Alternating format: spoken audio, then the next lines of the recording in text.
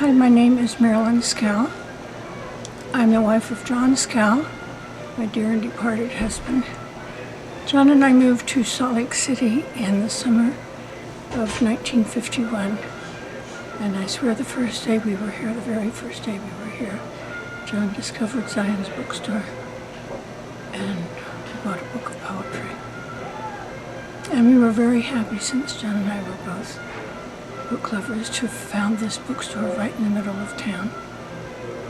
And when we left, we discovered that the nice young man who had helped us had given us the wrong change. We were supposed to have a dollar bill and some currency, and instead of that we had a 10. And at that time, John and I were poor, starving young artists, students, and all of that. But we turned around and went back and got things straightened out, and it turned out that the nice young man was Sam, the owner and manager of the store, and that may have been the last mistake he ever made, 1951.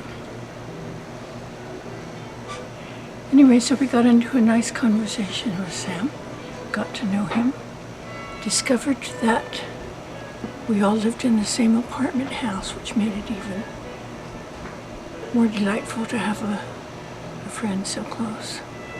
I'm going way back. This was when Sam was still single, but he was dating Lila, and when he married Lila, we were as an old married couple of about 2 years, very approving. It was, I guess, the best decision Sam's ever made in his whole life.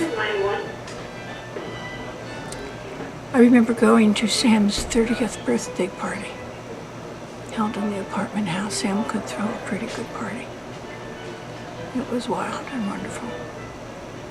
And I was worn out from laughing, which was typical. And if Sam could throw a good party after he and Lila got married, we found out that Lila could give even better parties. John and I made a point of coming to the bookstore as often as we could. For one thing, you could browse unlimited, and in the winter it was warm. Time went by and Sam decided to expand the store, and John was available and it was a natural, so John was hired, and the friendship became also a business relationship. I was around, John and I were around to see some of the historic events of the store, like moving from 2nd South to the new location on 254 South Main, and everybody in sight that could be involved in that was involved. It was unreal. I was working at the phone office. John and I would come home from work. We had time for about half a sandwich, if that, change our clothes, go back down and work for hours at the store again. And I remember saying to John one night, you know, the time will come when we'll look back on this and say, wasn't that fun? Wasn't that great working with all those people? And we just sort of groaned because we were pretty tired. But yes, now I do look back on it, and yes, it was fun. Along about that time was another great historic event. Tony arrived.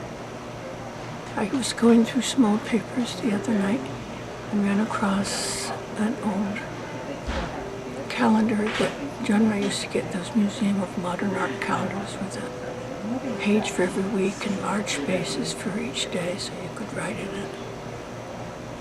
And the weekend that Tony arrived, I just had in inches, about 4 inches tall letters. Tony's here. So that's been fun to see. Tony grow up and become a bookman. I remember that title, Bookman, how Sam would say that of people that really he thought deserved the title.